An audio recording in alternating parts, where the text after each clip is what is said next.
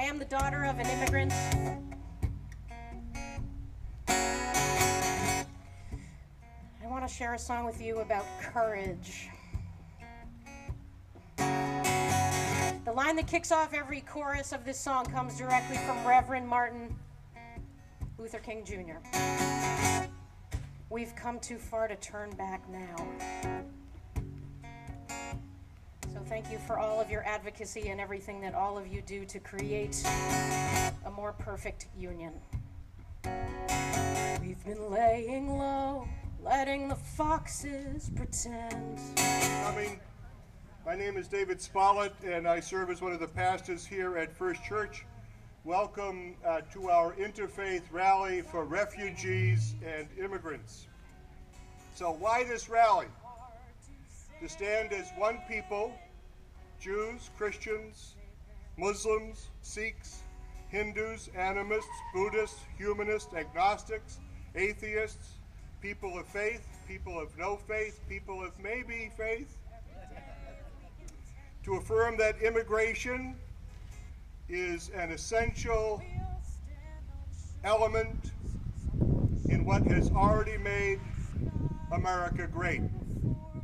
O God, our refuge, we pray for the safety of all those whose lives are in peril, particularly those that seek shelter and asylum in these United States.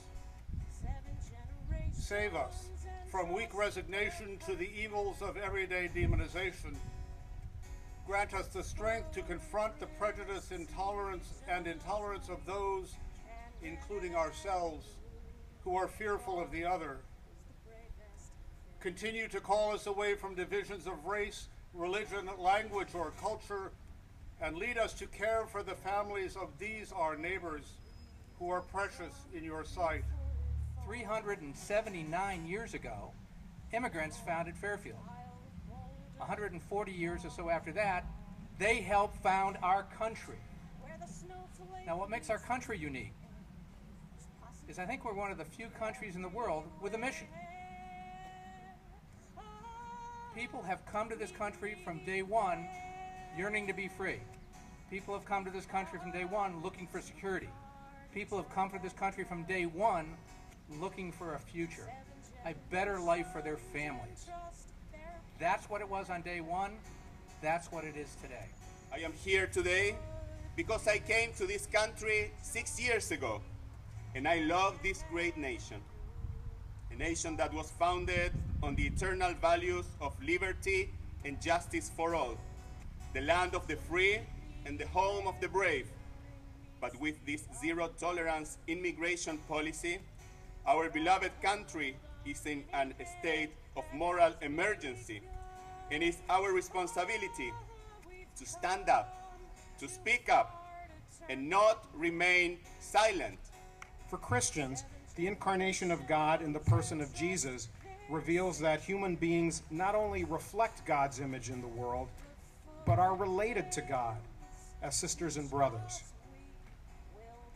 Jesus himself emphasizes this solidarity in his apocalyptic parable of the sheep and the goats. In Matthew 25, he says, "I was hungry and you gave me food. I was thirsty and you gave me drink. A stranger and you welcomed me. Naked and you clothed me." For Jesus, feeding the hungry, clothing the naked, and welcoming the stranger are among the criteria for those who will get into heaven. And failing to do so will send them to hell.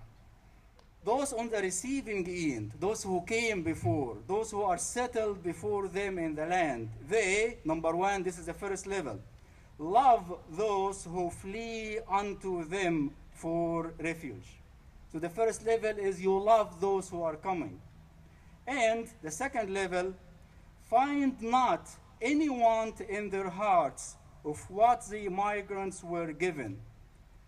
The idea that the migrant is here to take my job, the migrant's here to take part of my life. I'm going to lose because some people is joining. That is the second level for us as helpers, as receivers. You don't feel deep in your heart that you are giving anything to that migrant, or you will give it in love. But the third level, which is more important for me, is give them preference over themselves. In Arabic, it's beautiful in Arabic. يؤثرون على أنفسهم ولو كان بهم خصاصة. Give them a preference over themselves, even though they are in need. Even if you are in need, you share your meal, you share part of what you have with that new migrant, with that refugee. And it concludes by saying, and whoever is protected from the stinginess of the soul, it is those who will be the real successful in this life. We were preparing an apartment for a family of 8 from the Congo. Wonderful group of people. We were scrubbing, we were unpacking, doing whatever was needed. When in the midst, we found out that family of 8 wasn't arriving. They got held up at immigration. We may never know why. They may never get here. Who knows the horrors that they've seen and felt in their home country? Who knows how long they have lived in a tent in a refugee camp? Who knows how hard and long they've worked to secure something many of us, I know I do, take for granted: freedom and liberty, the very essence of Independence Day. People don't flee family and home and country, risk their lives and the lives of their children, exhaust limited resources, put themselves in the hands of coyotes who may take their money and abandon them in the desert or worse, on the slim hope that they might find asylum in America. People don't do these things unless what they're fleeing is far worse than what they're facing. As the Somali poet Warsan Shah wrote in this excerpt from her poem, Home, no one leaves home unless home won't let you stay. You only leave home when home is the mouth of a shark. Home is the barrel of the gun. No one would leave home unless home chased you away. You don't crawl through the desert unless your survival is more important. No one leaves home until home is a sweaty voice in your ear saying, leave, run away from me now. I don't know what I've become, but I know that anywhere is safer than here. Let us begin. Let us stop trying. Tonight we want to share the message that is at the core of Series mission, and that message that transcends all of our programs is about family reunification and keeping families together. As I said, this is a core belief in each of our 5 programs. So if we're talking about refugee resettlement or survivor services, a program that serves asylum seekers that have fled torture and trauma in their home countries, or Project Rescue, our anti-human trafficking program where survivors of sex and labor trafficking have the legal right to reunify with their children and their families. And of course, our work across the state serving over 3,000 people each year in immigration legal services. We are the only provider in Connecticut of social and legal services for unaccompanied minors, or the children that are coming across the border on their own, and most recently being de-accompanied from their parents and families. You know, refugees and immigrants lost almost everything. But the only tiny thing they still have, they always have, is hope. And that hope, you people, everyone as we are here, built on that hope. When I came here 4 years ago, mine it was 24th June 2014. I'll never forget that day, and it was a Thursday. Our case manager went and welcomed us and took us to our new home, and we didn't know anything. Language was the biggest problem we had.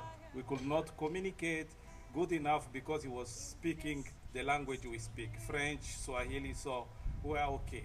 But what about when he goes? What will happen? How are we going to communicate? We have to get some stuff, we have to go somewhere, we have to know things. So it was difficult. But people, everyone, people like you who came and helped us to build that home. And I'm very happy with Siri. And today, I've get that privilege of going work with Siri and help newcomers, help refugees and immigrants to come and resettle. It's very difficult.